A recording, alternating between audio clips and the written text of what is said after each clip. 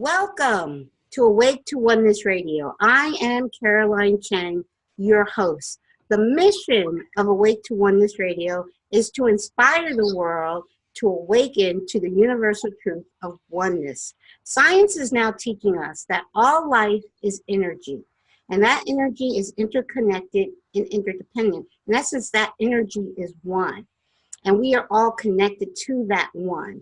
Ancient wisdom and spirituality has been teaching the truth of oneness for eons. Now science is just catching up, but it's actually not new science. This science of quantum physics is over 100 years old. So it actually should be mainstream science at this point, but it's not. Well, but we're working on that. So in truth, what you do to another person, you are literally doing to another aspect of yourself. And when mankind awakens to the universal truth of oneness, there will be peace on earth. Okay, sorry, I think there's a little feedback, but that's okay. All is good. Today's show topic is Awaken the World with Daniel Schmidt. Thank you, Daniel, for being my guest on Awake to Oneness Radio. It's a pleasure. Thank you. Thank you. Now, Daniel, please, I discovered you on YouTube from your wonderful documentaries. You have two, may have more, but I've seen two on YouTube. Can you please share with our listeners how you became to do this work that you're doing now? Sure. Okay. And I think, you know, the explanation of that is connected to my own awakening as well. So, you know, I was very kind of enmeshed in my life, in the matrix, just going about, you know, life. And, you know, I've done different interviews talking about this, you know, thing that happened to me, but basically I got very sick, and my mind, my body were just out of whack. And out of desperation, I got into meditation, just to try and find the off button for my mind. I just wanted to have a little bit of peace. And I thought, you know, maybe this meditation will help me get some sleep. I had insomnia, all this stuff. And I had an awakening experience at my first meditation 10-day retreat. And, you know, so you talked a little bit about, you know, the oneness, like in quantum physics, like everything is literally connected. There's this kind of quantum entanglement, you know, one mind. So I experienced that directly. There was a sort of blending or letting go of the Dan structure and I sort of merged with one mind. And this wasn't at all on the radar. I'd never really had any interest in awakening or any kind of spiritual stuff. I'd kind of rebelled against it my entire life.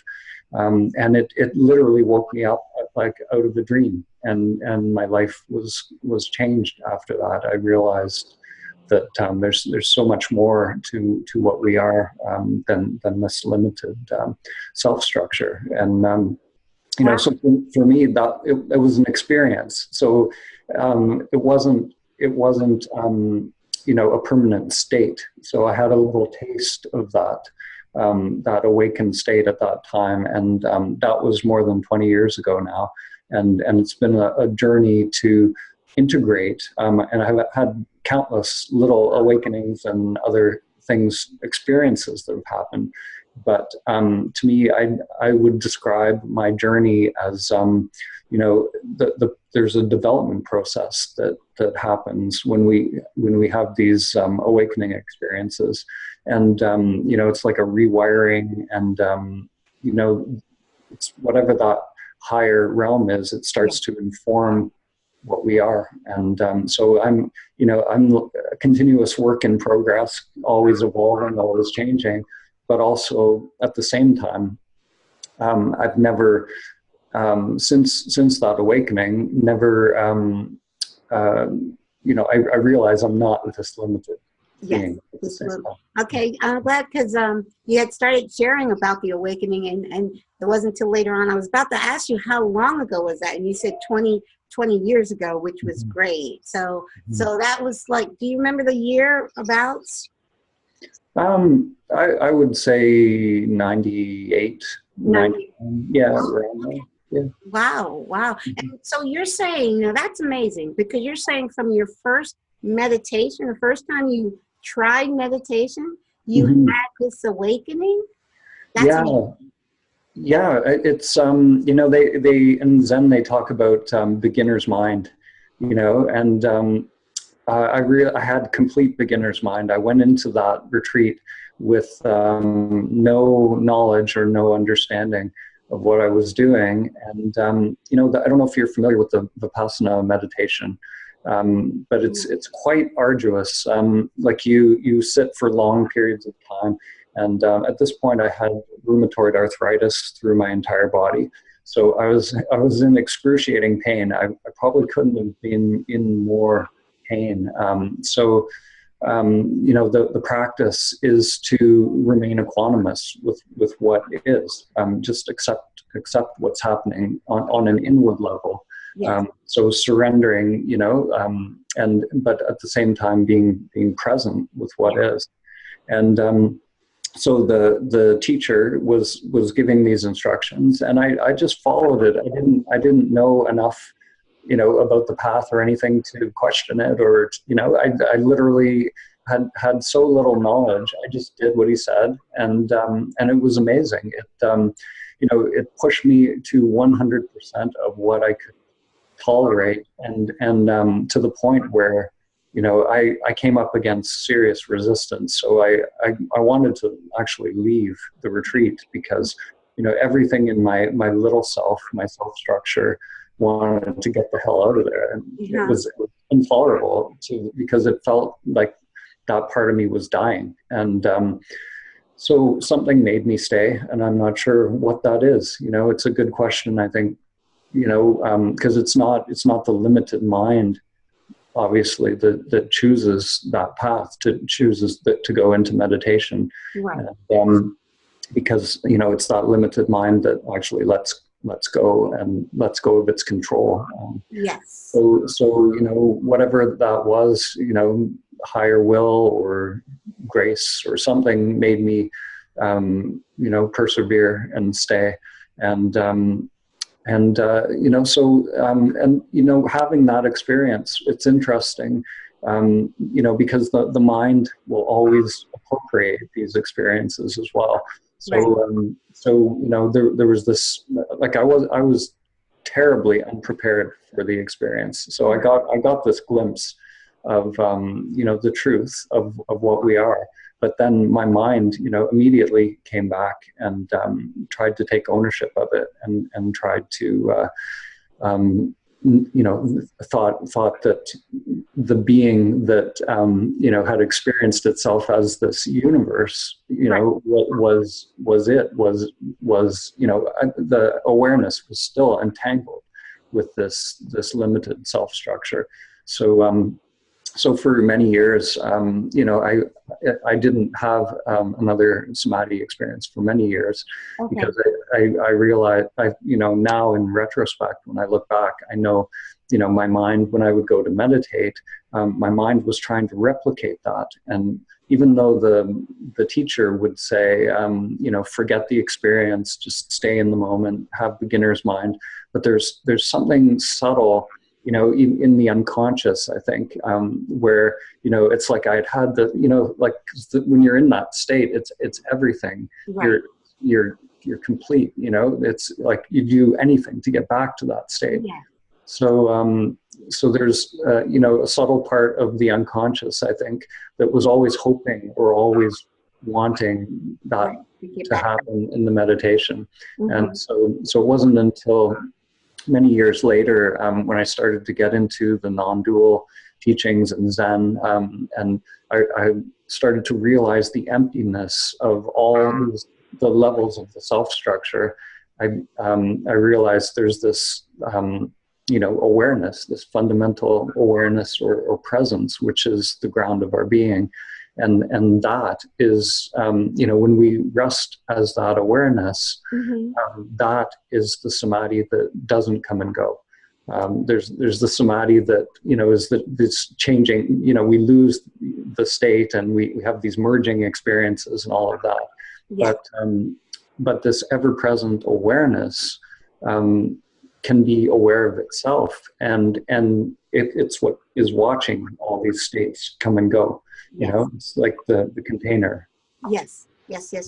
Oh, okay. I think we got so deep into it before we get deep into samadhi, and I wanted to also mention the two documentaries that I saw. The first one was Outer Worlds, Inner Worlds, and then Samadhi, which are amazing. But before we get deep into those messages, which are amazing, I wanted you to share. So how did your life differ? Like, I mean, I know you mentioned that you had ailments, you had pain, you were, your body was going through a lot of trauma before the first retreat.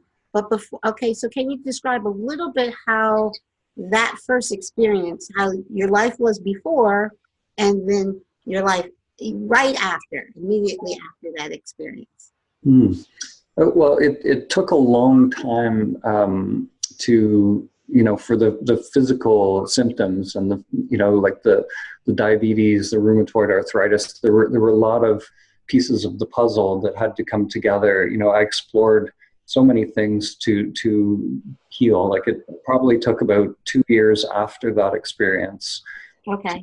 To get to a point where I was more or less a functional human being again, because at that point I was out of it. But so like immediately after, I would say, I came out of it just with a profound sense of not knowing what the heck happened to me. I felt, just kind of disoriented, kind of lost. But a profound like energy, like something new came to life in me. Yes. Because the energy had moved out of its old pattern. So I think to me, like if I had to try and describe what was happening, I think it took about 2 years for a new wiring to kind of establish itself. And during that time, that energy has its own kind of intelligence. So I was connecting to all these different things. I got into Ayurvedic medicine. I got a flotation tank to help with the rheumatoid arthritis. So I was floating in magnesium salt and all these different things. I explored almost every type of diet, every, different things to try and give the body what it needed. Right. And the meditation itself, I think, was I started a really rigorous practice of meditating every day as well, connecting to nature. So, so on the physical level, I'd been living in Toronto. Okay. This time I moved out into nature, closer to nature anyway at this time. I got a tiny little place that was near this beautiful forest. And so I started going for walks. And, I would say that like the biggest thing that probably, brought my energy back to life was actually music. I was creating music at that time as well. And so that was kind of, I didn't have a lot of joy. I think that was part of why my spirit was sick, why I was dying. I didn't have a lot of joy in my life. So the music at that time was what gave me joy. And I think it started to bring me back to life, Okay. So in like a 2-year period of time after that first awakening moment, you cured yourself holistically, naturally, of rheumatoid arthritis, diabetes, and was there any other ailments? It was just a huge pattern of my body just didn't want to take in food. Okay. So I had to figure out what my body wanted and how to feed myself. And so I had a lot of food issues, like just, I don't know if you want to call them allergies or, just things I couldn't tolerate in my system. Right. So to me, it was, the process was like a real fine tuning. I had to figure out exactly what the body wanted. What worked. And everybody's body works differently. So I always say, I'm like not 100% low carb vegan, but I'm mainly low carb vegan, and I find that works well for my body. And I've been not as good to my healthy eating plan that I know I should be. But I always say to people, it's what feels good, and I know that feels so exactly. You have to listen to your body, because your body will tell you what feels good. But yeah, myself personally, the only really serious ailment I ever had was severe migraines. And I actually, many years ago, I would say this is over 10, maybe 15 years ago, I was listening to, I was finding out on YouTube and other places to drink more water when you have migraines and to start meditating. And so that's what I did. And after about a 2-week period of time, I had never had another migraine. I mean, I used to have severe migraines 2 or 3 times a month. And after just drinking a lot of water and meditating for 2 weeks, not another migraine. Wow. So, amazing. Yeah. That's wonderful. Yeah. And so interesting. I have a friend who is dealing with migraines, and, people deal with them in different ways. And, for her, what's working is cold, like she's doing kind of like the Wim Hof method of, breathing and then exposing herself to cold showers and cold plunges. And as long as she does that, she's fine. And it's so interesting, the like with diet for me, I was looking at all these different diets out there, and, and some people are saying, the low carb, diet is the way to go. Some people are saying high carb, but, the macrobiotic diet is the way to go. And other people are saying, no, that almost killed me. And, so it's like literally one person's, healing diet is another person's poison. Yes. And you never know. So it's a process of investigation. It's so true, because when I think of that, we are one, but we are all unique. We're unique aspects of God. We're all connected, and that uniqueness is what makes it different. Like what's good for my body may not be good for another person's body. So that's why I say you have to really listen to your body. And for me, after that experience of healing myself from migraines holistically, I'm now completely holistic. I'm like, I don't even take I wouldn't even take an aspirin, or, I'm totally, completely holistic. I know that my body can heal itself. And if anything ails me, I'm going to look towards nature, towards natural healing. I want nothing to do with Western medicine. And I know that Western medicine for me, I think the only good thing with Western medicine is trauma. And, if you're in a car accident and you have a broken bone, you need to go take care of that with Western medicine. But as far as keeping us healthy, Western medicine, it totally gets an F in that. And it's almost like Western medicine, the pharmaceutical companies, which is Food and Drug Administration, which are in bed together, like they feed us the junk so we can stay on the medication. It's just a vicious cycle. And it's so obvious. I mean, person doesn't have to be into healthy eating to see the obvious connection to eat bad food and the drug, taking drugs and staying on drugs for the rest of your life. That connection is, to me, a no-brainer. It's so obvious. Yeah, me too. I think, I've like when I was diagnosed with type 1 diabetes, I was told I had to go on insulin for the rest of my life. And, I started, luckily I had a naturopath who was really good. And I just thought, maybe I'll explore some of these other options, because I didn't really like that particular option. It didn't, it didn't seem like a good one. So I thought, why not see just what is out there? And so I got into Ayurvedic medicine, and they distinguish 21 or something like that, different types of diabetes, all based on your dosha, your unique body type. Okay.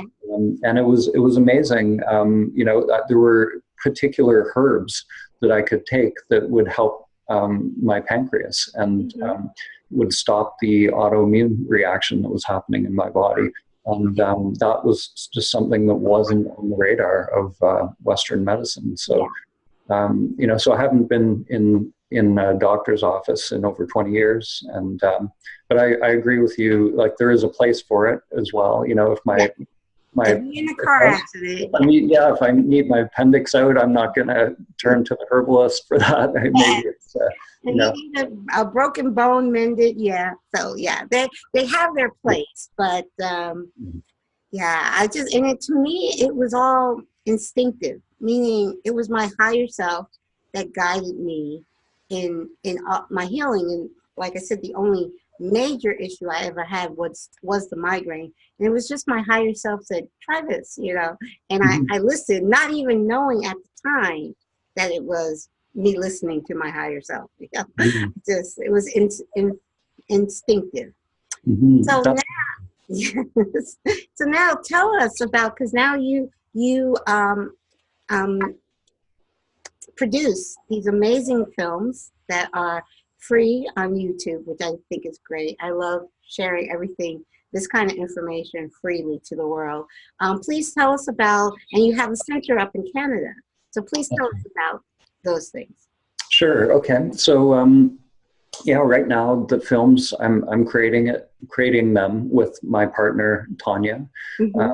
So the two of us are the production team basically, and we get sometimes artwork and beautiful music from different artists as well, and people have donated amazing things to these films. They're coming out of our own exploration, and the meditation center that we have, people come for meditation retreats, and we get to be part of people's journeys. We get to be part of their unfolding exploration. And so for me, it's like being in school. I'm learning so much from watching and being part of that process as people go through it. People are very different. So we start to see what the challenges are on the path, and different patterns start to emerge, and we start to be able to make sense of what it is that's actually happening. Like what is really happening when someone is engaging in meditation and has an intention to awaken, and what are the hindrances and the challenges that come from that. So our first Samadhi film, like Inner Worlds, Outer Worlds, I created that with my ex-wife originally. So it was the two of us originally. And then my path led in a different direction. Yes. And then, so the Samadhi films, like the first one is really going into why is Samadhi even a thing? Like what have we lost in our world? And talking about the matrix, how people get caught in this life it's robotic condition. And so talking about why we need Samadhi. The second one was really what it is, and using analogies of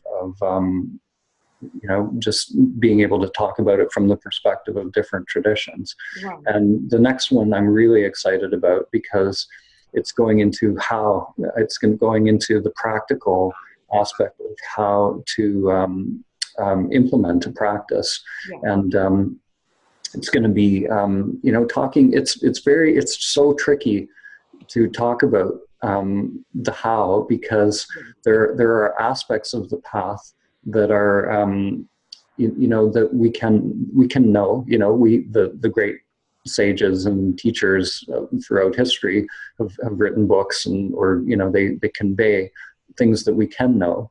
But there are also things that have to be uncovered, so It's what we know, what we can potentially know and uncover, and then there are things that are unknowable and inherently unknowable. So there's a limitation to the mind. Part of the next film is just trying to be clear about those different things, and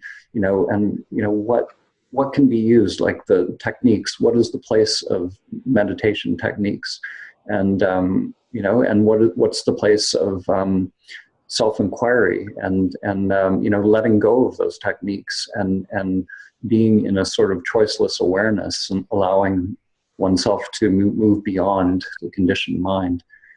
So I'm really excited about that. And the Awaken the World website this next film is going to be part of a larger initiative to have self-directed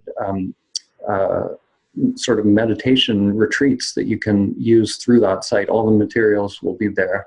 And what we want to do is have a live component where we actually want to use Zoom conferencing to connect with people. So we'll be kind of hosting live meditation retreats with people. Awesome. I love that. I love how you said, because the how to, I love I like what you said, because kind of similar to like what I was saying about the healing and how our bodies are, we're such a unique aspects of the divine that we're each on a different path that our soul is directing, and our how can vary in so many different ways, but it does come. And when I first listened to the first part of Samadhi, first one, you said you can't really label, or you can't really put a meaning to Samadhi, but then towards the end of the second one, the closest meaning that I heard was oneness. And I like when you said, well, I was like, yes, because for me personally, everything I've studied, it was the oneness that everything came back down to. And so on my show, I try to keep it simple, because a lot of people can say, oh, this is so confusing. Quantum physics is confusing. Spirituality, metaphysics, all of this stuff, they can say, they feel can be confusing. But when I woke into the truth of oneness, to me, it was a very simple truth, that everything is connected and interdependent. We are not separate beings. Matter of fact, it was Lynn McTaggart. I don't know if you're familiar. The film I was watching was What the Bleep.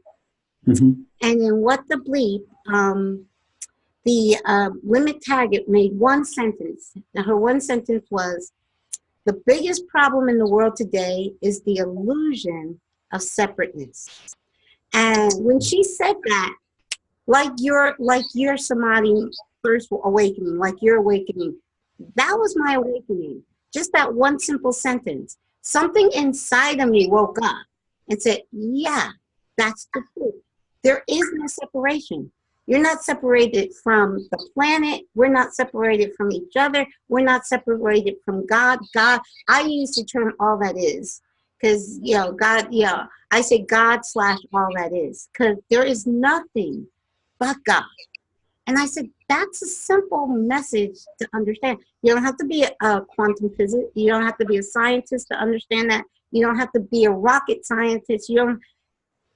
If you can understand that there is nothing separate, that we're all connected, we're all one, we all affect, that other person is not separate from you. Yeah. The other person is an aspect of you. So yeah, and you don't, even the limited mind, is a barrier. Like the limited mind is the ego structure. Yes. That keeps us separate. Yes. So it's, you don't even need a mind to perceive, a limited mind to perceive that. It's actually the stripping away, like in my experience, in whether it's in meditation or in day-to-day life, interacting with people, the more I can kind of get myself out of the way. The self is the barrier, and it's to me, like about watching our patterns, watching this Dan pattern and just, noticing when it's involved and just dropping it, Yes. I do the same. I notice when a thought is from the ego mind. And then I realize the ego has a place, just like we were saying, Western medicine has its place. Mm-hmm. The ego has a place. It's there for a reason. It's actually going back to caveman days. It's flight or what is it? Fight or flight. Yes, that comes from the ego to protect our body. Our ego has that duty. It's supposed to keep our body alive, which is, we're not our body, we have a body. And while we have it, we want to take care of it. And so the ego's job is to help take care of the body. But when it comes to the higher realm, it's our higher consciousness that we want to tap into. So the ego should take a back seat and not be in the driver's seat. But 99% of humanity is letting the ego be in the driver's seat. The ego is a great passenger, but not a great driver. Yeah, that's the ancient teachings say, the self-structure makes a good servant, but a poor master, the same thing. Yeah. It reminds me of the chariot analogy in the Bhagavad Gita. They have, the chariot is, has 5 horses, and the horses represent the 5 senses. And, the horses can be pulling the chariot here and there. And, but the intellect, the higher intellect, is the charioteer who has to learn to manage all of these different aspects of the self and kind of get them all in balance. And it's not about killing the horses or getting rid of the horses. Exactly. You need the horses. They're the power that move the whole thing around, but you have to learn to... You have to navigate them. You can't let the horse lead you. And train them. It is like you're literally training. My teacher, Nico, he talked about the little bosses that we have inside of us, and it was mentioned in the films. And so we have to get to know them and get to know these different parts of ourselves. And and it's like training an animal. It's like having pets. There's a little Dan that loves his food that's like treats and chocolates, and it's fine. I can give him his little treat, but if he gets too many treats, he gets causes a problem. So it is. It's like having pets inside of us. Yes, and this is true though. But when I think of oneness too, I agree with you 1,000%. It's not about getting rid of anything, because it's all a part of the one. There is nothing outside of the one. So meaning, when we try to push something away and try to get rid of something, that actually comes back stronger. When you push against something, and this is like universal law, when you push against it, it actually comes back stronger, because you can't get rid of anything. It has its place. It's just about finding its place and letting it have that space and allowing it, to be, okay, this is what you're good for, that's your job. Okay, ego, this is what you're good for, that's your job.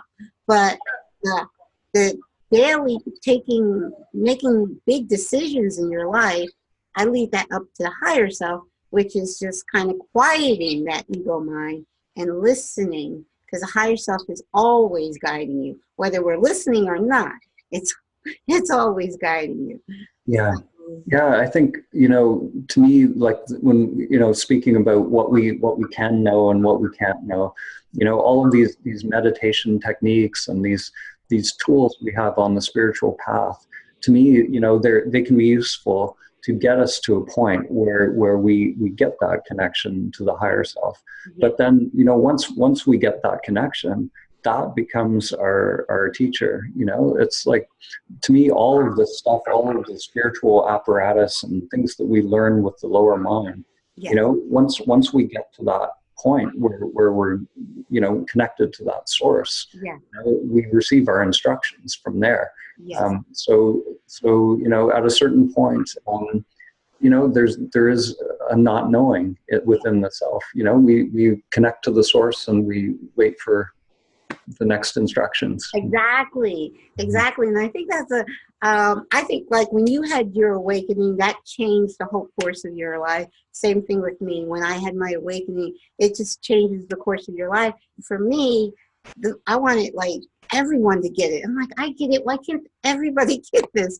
But then I had to understand everybody's on their own unique path, and I have to honor everybody's path, because that's what, when you understand that other person's really not separate from you, they're on their unique journey, you just have to honor them. And that's how you just honor everyone. Doesn't mean you agree or want to do, you know, that's their path. But you honor it and you share and love. Because the answer is love. It's just doing everything in love. But yes, I think it's so important that when and I do find that when I meet people that are awake, because that's what I do on this show. I seek out, meet people that are awakened to who they are and the truth of oneness, and invite them to have a conversation for the world. I feel like that everybody, when they do have that true awakening, they understand that, and they start to walk on their journey. And like I said, the steps are only, I find that Spirit will only give me one step at a time. Meaning being present in this now moment, listening to that guidance, follow that guidance step. Don't know where it's going to lead, but I know, for me, it's a knowing that wherever it leads, it's going to be good. It's all because in truth, it's all good. I like the matrix. I like the new terminology, the matrix. Yeah. This, for me, I know is a dream. This matrix is a dream of my own creation. So it's not happening to me, it's happening through me. Mm-hmm. And if I want to see change in the dream, the change has to first start with me. Mm-hmm. I love that. And and you know, when something happens in the dream, in the matrix, like, you know, I love what you just said, you know, it's not happening to me, you know, it's actually happening for me.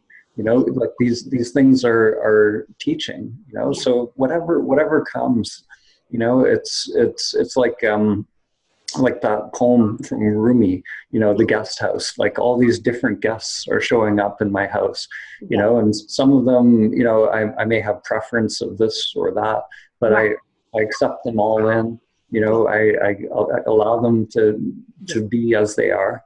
And the truth is, you know, the ones they might seem like unhappy guests, or, you know, the ones that are going to steal all my stuff, but they might be cleaning me out, you know, so that the next thing can come. Yes. You know, so we accept everything. We accept, and I think, you know, the higher mind is about you know, seeing from that perspective that everything is a teaching, everything is happening for me in every moment. Yes. I like that too. I say happening through me and for me. I like that because I know everything that happens for my highest good. Yeah. Everything. Yeah. Mm-hmm. And so you know, and for me, it's a knowing. And I say to everyone on the show, I'm just sharing what is true for me, but it's up to each of us to go within and tap into our own truth. So I say, I'm just sharing what's true for me. I'm not a teacher. I'm not a guru. I am just following my truth, honoring my path. And I just encourage everybody to do the same, you know, from this perspective. That is awesome. I hope to get a chance to visit with you. Tell us about your retreat. Sure. Okay. So we're located in Canada, kind of in the middle of nowhere, in kind of a pine forest area. So it's between Toronto and Ottawa, two of the main cities in Ontario. And so the retreats, you know, really, like I've explored the Vipassana tradition, Buddhist tradition, also Zen. some of the yogic traditions as well. And so I've kind of, these retreats, they're kind of alive. They're still growing, still evolving. Yeah. And, but really, what we're doing there is, the traditional kind of meditation, the purification of the self structure. Yeah. So what's happening at those retreats, like the ones that are really most transformative are the 10-day retreats that, because they're the longest period. But essentially what people are doing at these retreats is just a lot of meditation where we stop reacting. So we learn to really surrender inside, and it starts to purify us. In the Buddhism, they talk about sankharas, or the conditioned patterns, these robotic patterns. Yeah. And it's, the self structure is always wanting pleasure or avoiding pain. It wants to be comfortable. It wants to be, all of its little things. So we're getting people out of that pattern, the usual self structure pattern, yeah. and they just sit, and stop reacting, stop the preferences, and bit by bit the energy becomes free from that conditioned self structure. And and it's, to me, it's like doing surgery. It's like, it's like a deep purification process. You come face to face with yourself, with your pain, your whatever's hidden in the unconscious. Yeah. All these things start to come up, and you just let it come up. It's like it is like surgery, where you're lancing a wound and the pus comes out. It's like so.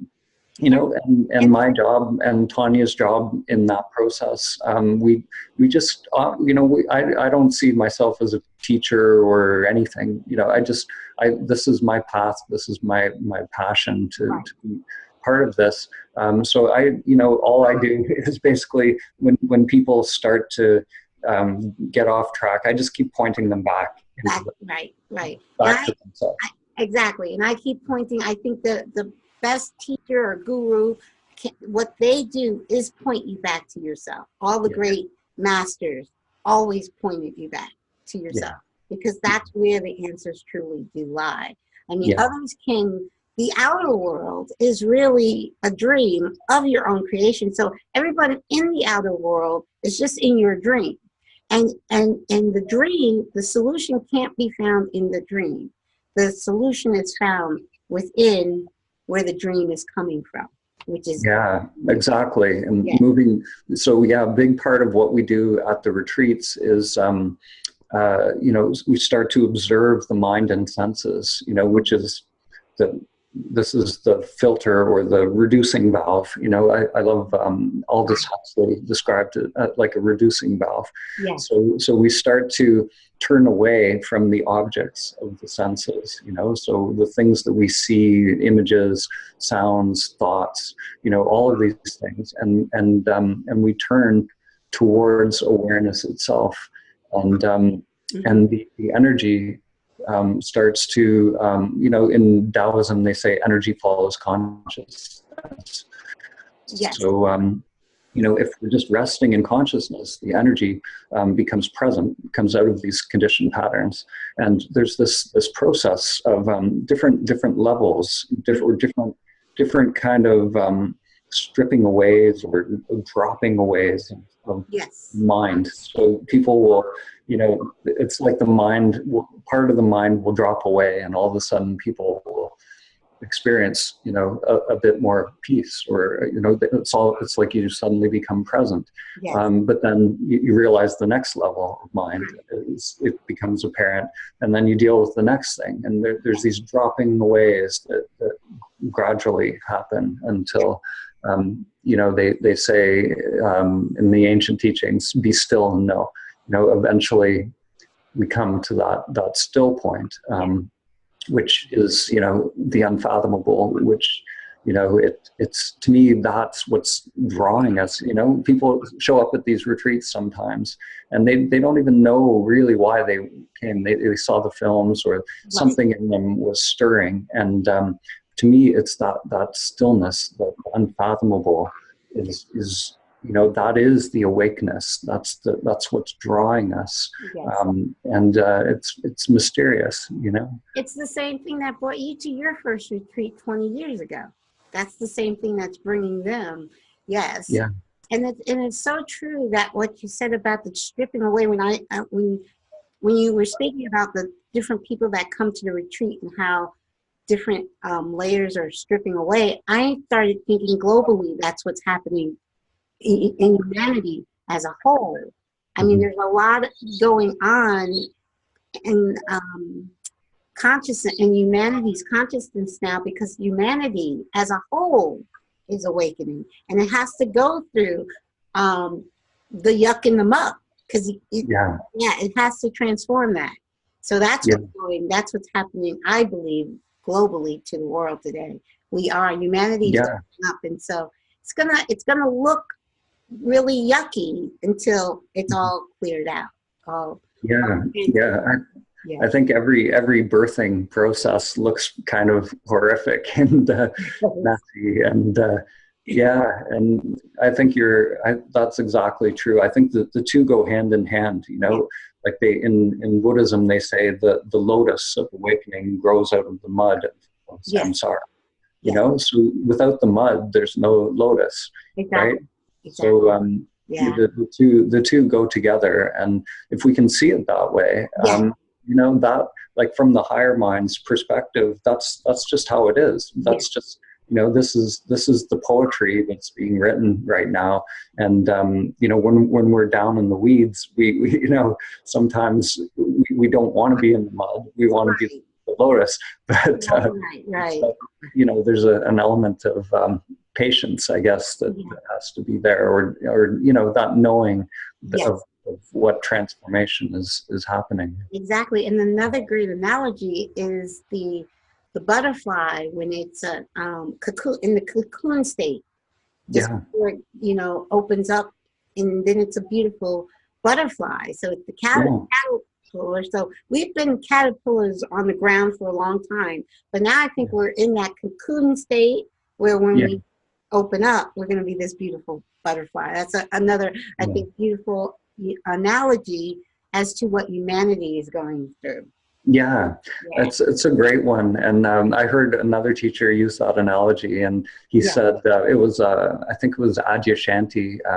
He said you know, like when you're that caterpillar in the cocoon, and you actually realize what's happening. It's like it's like, oh, I don't really want to be, I don't want to dissolve, you know, I don't want to become a butterfly. I just want to be a caterpillar with wings. You know?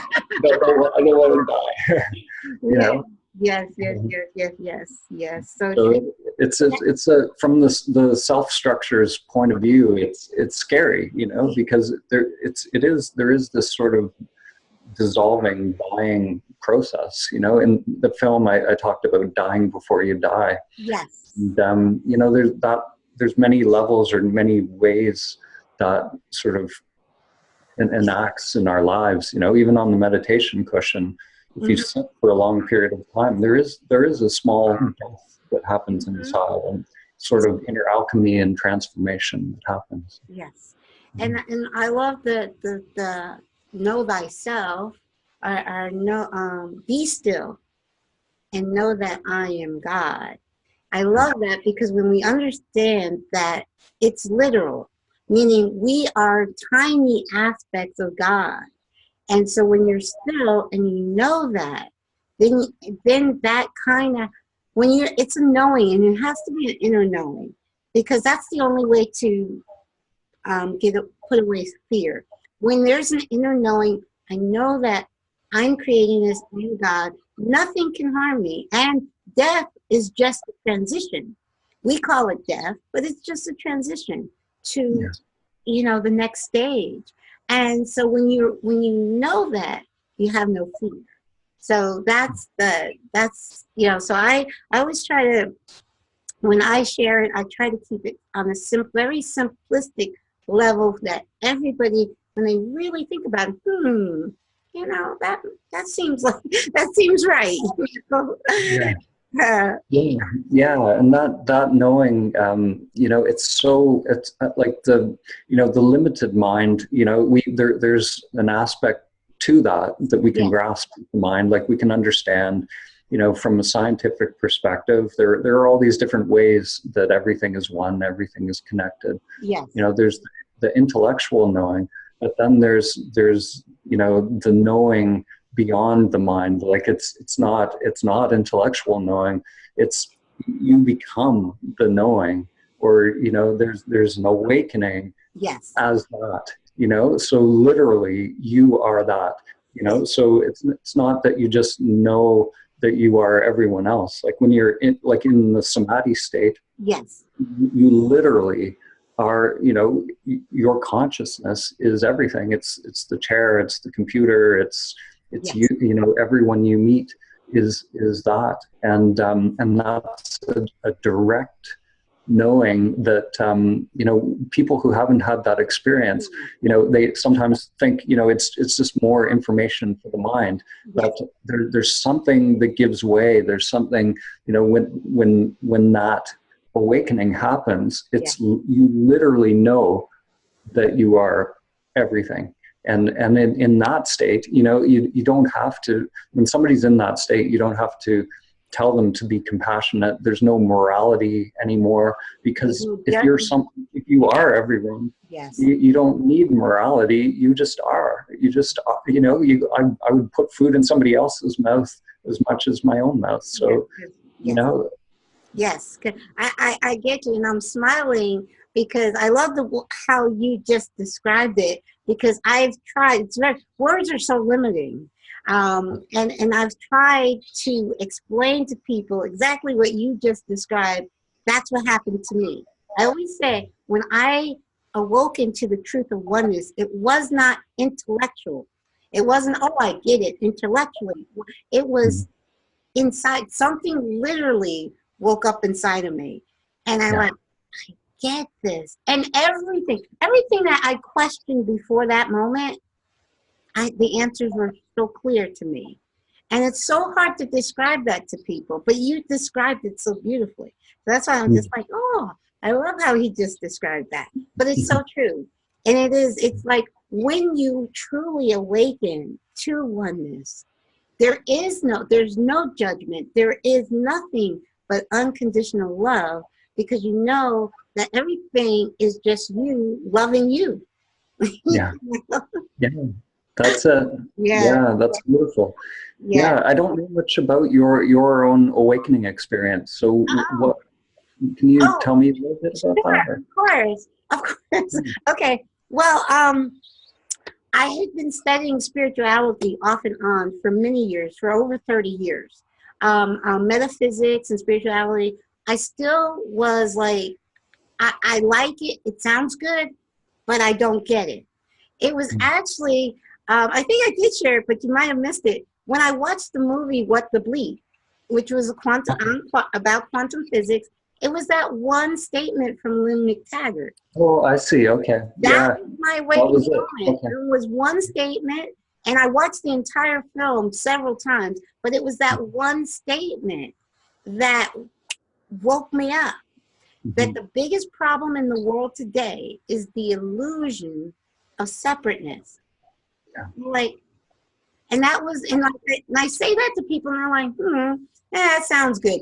I'm like, no, it wasn't a sound good moment for me. It was an awakening moment for me. It truly was. Something inside, it wasn't intellectual. It was within my soul. That was my awakening moment. That's amazing. And, you know, I've run into different people, you know, people, sometimes their awakening moments, you know, like for Tanya, she had an awakening. I was doing a 40-day retreat, and she was part of it, doing meditation every day. And she had this amazing awakening experience. And you know, but hers was, she had, you know, one of the things we talk about with the practice, the techniques are like a thorn to remove a thorn. Yes. And her realization was, you know, all of a sudden it was like a eureka moment. She realized there is no thorn. And, you know, and it was, you know, like if you try and convey that to somebody in words, they just kind of look at you and go, okay, there is no thorn, you know, but, you know, so whatever we say with the words, like, you know, it's that direct experience. You know, I had an awakening experience one time, and I was trying to convey it. You know, I think you described the same thing. It's like you wanted, you know, like, why can't everybody experience this? And I'm like, yeah. And I was going up to people, and, you know, I'd been doing self-inquiry, and I realized, you know, my awareness is it. I'm, you know, I was saying things like, I'm the one I've been looking for. Yes. You know, and so I was going up to people and just saying, you know, it's you, it's all you. You're the one you've been looking for. And they're just like kind of backing away slowly and going, okay, this guy's crazy. And I realized, like, there's nothing I can do to convey that. People have to go through that process, that stripping away, or whatever it is that is happening inside. That is so true. It's an experiential moment that they have to understand. They won't understand, because I said to a lady at the gas station one time, "You're just another me," and she looked at me like I'm crazy. So yeah, it truly is. It truly is. But then I was awakened. My son transitioned. It'll be 5 years. 5 years, July 1st, which is amazing to me that it's been that long. But when my son transitioned, 6 months after his transition is when Spirit woke me up in the middle of the night and inspired me to launch this show, this podcast. And Spirit gave me the name, Awake to Oneness. Let's keep it simple. Let's keep the mission in the name of the show. So I want to awaken, because I truly, truly, truly believe that when mankind knows that simple truth of oneness, that we are all one, it not only will it put it into war, it'll put it into war, crime, poverty. It'll solve all of humanity's problems in one knowing that we are. Yes. Yeah, I agree. I think, you know, I love what Tolstoy said.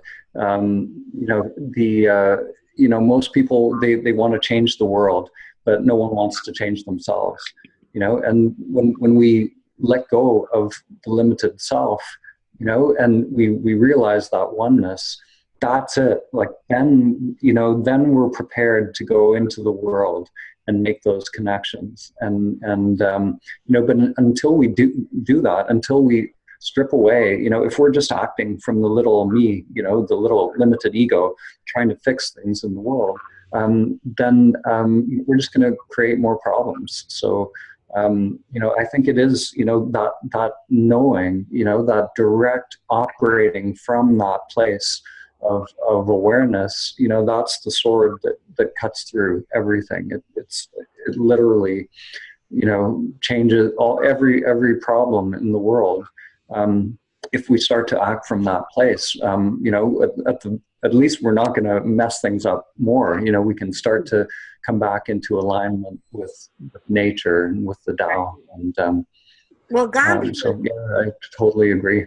Gandhi was so accurate, and he knew that it was the outer world came from within us, and that's why he said, "Be the change." So it's not about the doing. Yeah. It's about the being. So my mode of operation is I have to be first. I have to quiet my mind and be peace. I have to be love. And then from that beingness, do. So a lot of people are trying to do in the world to change and fix. And we have war against, and even our languages, we have war against crime. We have war against drugs, we have war. Even our language is war. It's fighting again. The war just brings on more war. It doesn't help the situation. That war, that energy, everything is energy. So if you're always, your energy is, I'm gonna pound this into submission, that fighting energy is just gonna bring on more fighting energy. But peace and love, the only way to bring peace and love into the world is to put the peace and love into this world. So yeah, it's the be. Gandhi said it, it's so simple. Be the change you want to see. And in the world. And then from that being, from that quiet beingness, that's where you want to act from. But not act and then try to be. So. Yeah, it's beautiful. Yeah, the whole fighting for peace is so absurd. You know? It's you express that perfectly. Yes. Now tell us more about your new film, your next film, when it might be released, and give us all the good juice. Okay, sure. Well, so, you know, it's still, I never like to give dates because I'm always wrong. Yeah, that's it always seems, and it's, yeah, so, but it's in the works. And, you know, this one is going to be really, you know, like a lot of the perennial philosophy is going to be in there. So, we're not just going to show, you know, one tradition's way of, you know, practice or sadhana, you know, purification, but we're going to show, you know, how you know, Christianity did it, how Sufism did it, how Hinduism did it, how you know, all the different traditions, and try to get to the root of and incorporating science as well, as much as we can. You know, there are some amazing studies that are being done, you know, because this purification process, this is sort of the, you know, working with the mind aspect, working with this human development process. So this part of it, we can address it through science. We can know, you know, what's happening in the mind and the default mode network and all of that. So that's what we're going to be exploring. And then simultaneously, we're going to be pointing beyond all of that to the unfathomable, to the, you know, the actual non-dual awakened state itself, which is always beyond that. So so it's like, you know, we're working in kind of two dimensions, you know, and to me that, like the language I use in the film, it's like, you know, there's awakening, which happens now. You know, you realize the ever-present awareness that is in everything, but we lose it. We lose that awareness. You know, the conditioned pattern, matrix, all of that comes back. So we have to continue this development process. This we have to be vigilant to stay open, you know, to allow that awareness to shine through in our lives. So that, in a nutshell, is really what the film is about. And we're still exploring. We're finding ways to convey that, and analogies, and you know. So there's a lot being explored right now, yeah, you know, like one of the analogies is, you know, the mind, or the awareness, you know, is like the sun, you know, always shining. It's ever present, and when we wake up, we realize it was always there. Yes. We've been focused on the clouds, you know, we've been focused on you know, and identified with the clouds, you know, and then we awaken and we realize, you know, it's not even that we have to find the sun behind the clouds. Like, we always have been that. We've been resting as that sun, you know. So part of this development process is working with, you know, being able to disidentify with the clouds, with the thoughts, with the, you know, whatever's obscuring this Yes. this true nature. Yes, that's true. It's ever present. And for me, and I say this all the time, my first awakening moment was the watching What the Bleep in that one sentence. But for me, it's in every now moment, I have to awaken and awaken and awaken. I have to stay awake. Like you said, the matrix, this dream of my own creation seems very real, very dense, and I have to remind myself in every now moment who I am, who I truly am, and this is a dream of my own creation. And if I want to see change in the dream, I first have to start with change within me. So and then I have to do that every moment. So it's a every now moment, because all we have, to me, is the now. A lot of times we spend a lot of time with our mind in the past or the future, and we ignore the now, when living happens, experiencing and living happens here and now. And for me, I tell people all the time, it's a here and now moment for me to remind myself, okay, yep, I'm awake. In this moment, I have to be awake. Yeah. No matter what's happening, I think of myself a lot of times, I have to be the eye of the storm. No matter what's happening around me, I have to be still. I have to be the eye in the storm. I have to be that stillness. And then sometimes just step back and watch. Okay. Not react to it, but observe it. And then know that it's happening for my highest good. And when I know that it'll come to me, maybe not right away, but the good of it will eventually come.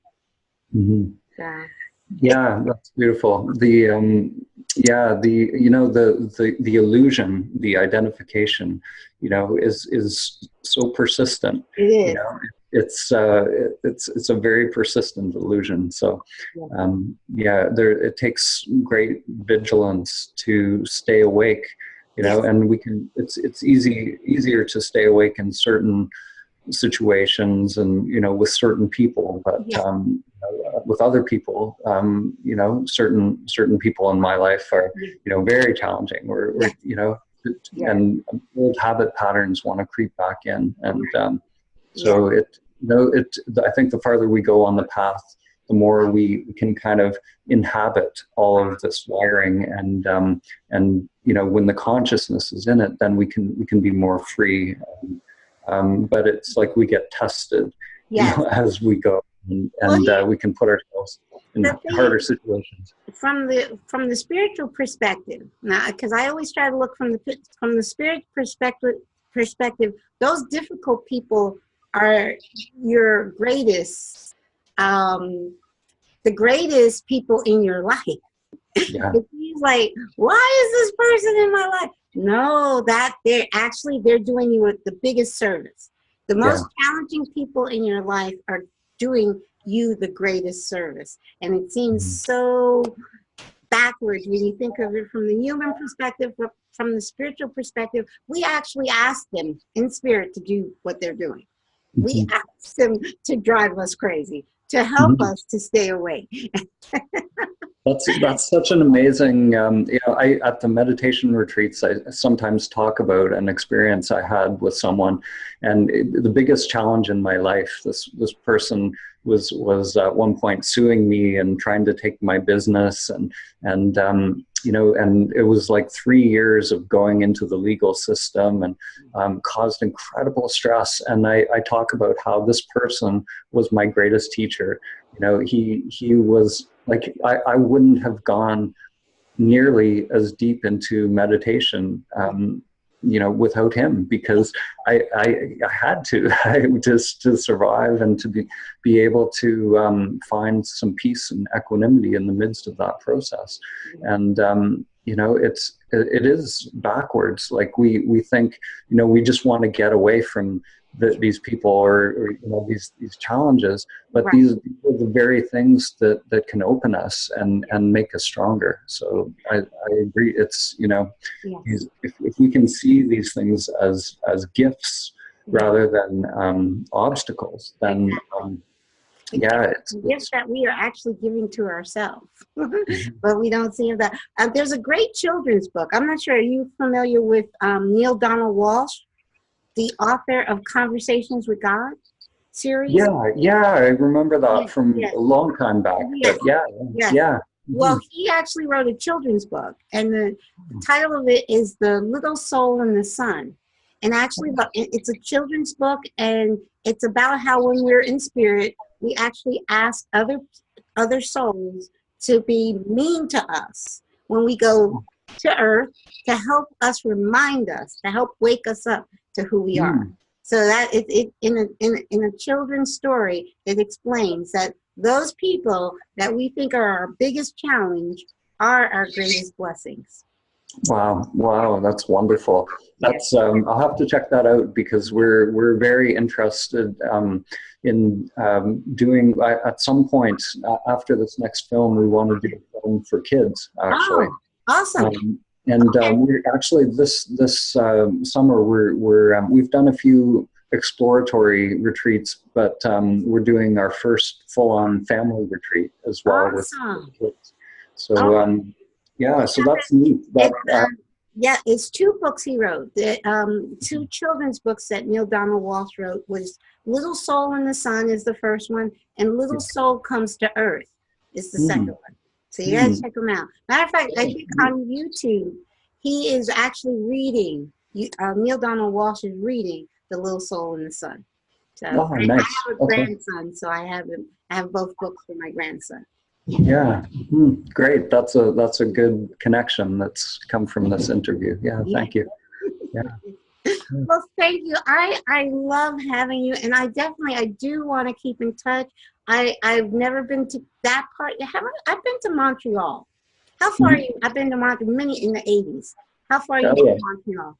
It's a fair ways, maybe 6 hours. Canada's a big place. Yeah, it's pretty spread out here. So, well, you're welcome at the center anytime, and it would be great to. Love to meet you and Tanya. So Anytime. Thank you for having me on the show. I appreciate thank you for being my guest. This is amazing. And everybody, I will have links to your videos underneath this video. So everybody I share them all the time. Everybody has to watch Outer World, Inner World, and Samadhi. They have that. It's just amazing. Such an awakening film. Thank you so much. Thank you. Thank you, Danielle. Dan. I actually like Danielle. So thank you, Danielle. My family calls me Danny. I don't go by that name. But thank you so much, and please give my love and thanks to Tanya for me. Thank you. Okay. Take care. Thank you. Take care. All right.